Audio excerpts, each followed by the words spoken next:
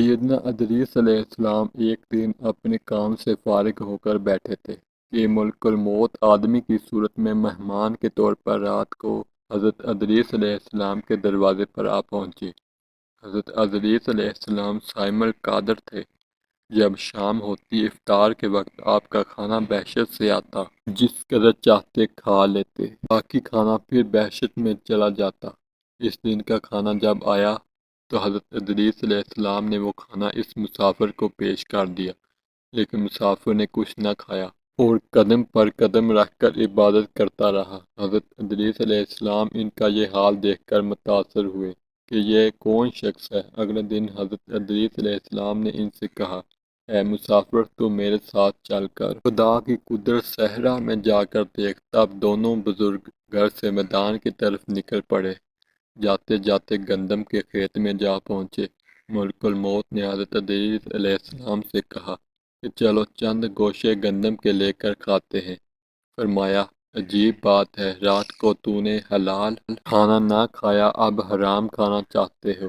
وہاں سے دونوں بزرگ اسے باغ میں پہنچے اور وہاں بھی انگور کو دیکھ کر حضرت اسرائیل علیہ السلام نے کھانے کا قصد کیا۔ حضرت ادریس علیہ السلام نے فرمایا کہ غیر کی ملکیت میں تصرف حرام ہے۔ پھر جاتے جاتے ایک بکری دیکھ کر حضرت اسرائیل علیہ السلام نے کھانے کا ارادہ کیا۔ حضرت ادریس علیہ السلام نے کہا کہ بیگانے کی بکری کو ذبح کر کے کھانا ممنوع ہے۔ اس طرح 3 روز تک دونوں باہم گفتگو کرتے رہے۔ جب حضرت ادریس علیہ السلام کو لگا کہ یہ شخص بنی آدم سے معلوم نہیں ہوتا تو فرمایا کہ خدا کے واسطے ظاہر تو کرو تم کون ہو۔ مسافر نے کہا، میں اسرائیل علیہ السلام ہوں۔ حضرت ادریس علیہ السلام نے فرمایا کہ سب مخلوقات کی جان تم ہی قبض کرتے ہو۔ انہوں نے کہا کہ ہاں۔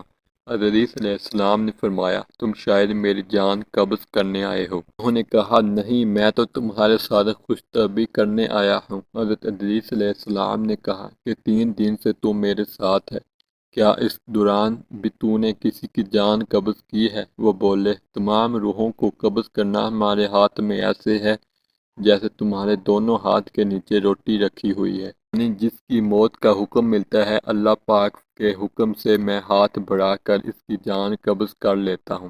اور بولا ہے، حضرت ادریس علیہ السلام، میں چاہتا ہوں کہ تیرے ساتھ رشتہ داری قائم کروں۔ حضرت ادریس علیہ السلام نے فرمایا کہ میں تیرے ساتھ رشتہ داری قائم کروں گا، آپ مجھ کو روح قبض کرنے کی کرواہٹ سکھا دیں تاکہ مجھے زیادہ خوف اور عبرت ہو، میں اپنے خالق کی زیادہ عبادت کروں۔ ملک الموت نے کہا کہ میں اللہ کی رضا کے بغیر کسی کی جان قبض نہیں کر سکتا۔ تب حضرت ادریس علیہ السلام نے خداوند قدوس کی بارگاہ میں عرض کی اور پھر جان قبض کرنے کا حکم ہونے پر جان قبض کر لی گئی۔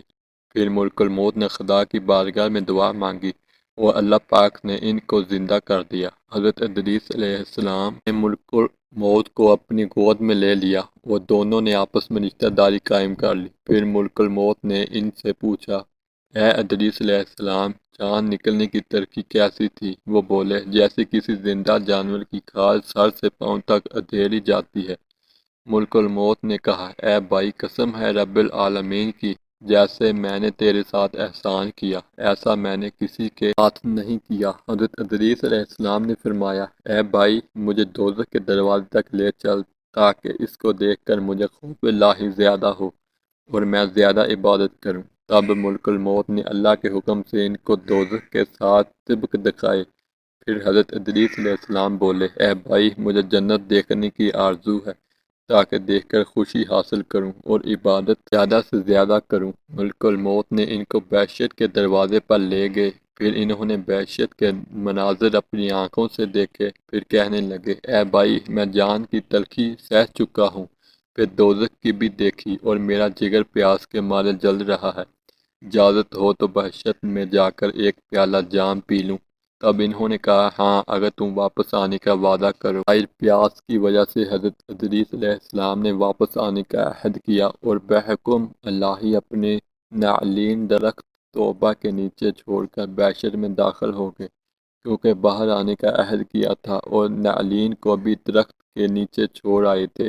کچھ دیر بعد ملک الموت نے ان کو آواز دی، اے بھائی، تاخیر مت کرو۔ تو جواب میں حضرت ادریس علیہ السلام نے فرمایا، اے بھائی، اللہ تعالیٰ فرماتا ہے ہر نفس کو موت کا مزہ چکھنا ہے۔ اب تو میں جان کنی کا مزہ چکھ چکا ہوں اور میں دوزخ میں بھی پہنچ چکا ہوں، اور یہ بھی اللہ عز و جل فرماتا ہے ان کو وہاں کوئی تکلیف نہ پہنچے گی اور نہ ہی ان کو وہاں سے نکالے گا، یعنی جو وحشت میں گیا واپس نہ نکالا جائے گا۔ اے بھائی، اب میں ہرگز نہیں آؤں گا۔ بارگاہ الہی سے آواز آئی، اے عزرائیل، تو ادریس علیہ السلام کو چھوڑ کر چلا جا، میں نے ان کی تقدیر میں یہی لکھا تھا۔ حضرت ادریس علیہ السلام موت کا مزہ چکھ کر اور دوزخ کو بھی دیکھ کر جنت میں جا رہے تھے۔ تب حضرت عزرائیل علیہ السلام بولے، ہر نبی پر بہشت حرام ہے جب تک بہشت میں خاتم الانبیاء حضرت محمد مصطفیٰ صلی اللہ علیہ وآلہ وسلم داخل نہ ہو۔ پھر آواز آئی، عزرائیل علیہ السلام میں بہشت کو دریغ نہیں رکھتا، لیکن اول بہشت میں محمد صلی اللہ علیہ وآلہ وسلم داخل ہوں گے، اس کے بعد ان کی امت۔ اب حضرت ادریس علیہ السلام کو بہشت میں چلے گئے اور ان کے سب فرزند فراق سے گریہ گزاری میں تھے۔ ایک دن ابلیس ان پاس آیا اور کہا، تم رویا مت کرو، میں تمہارے باپ کی سی ایک صورت بنا دیتا ہوں، تم اس کو شب روز دیکھا کرو اور پوجو، اس سے تمہارا سب درد اور دکھ ختم ہو جائے گا اور تب تم سب خوش رہو گے۔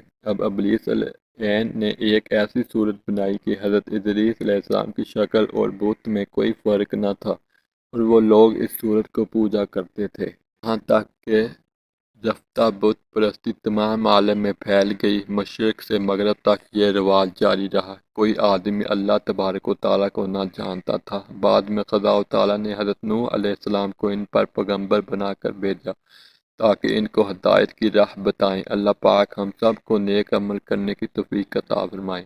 آمین ثم آمین۔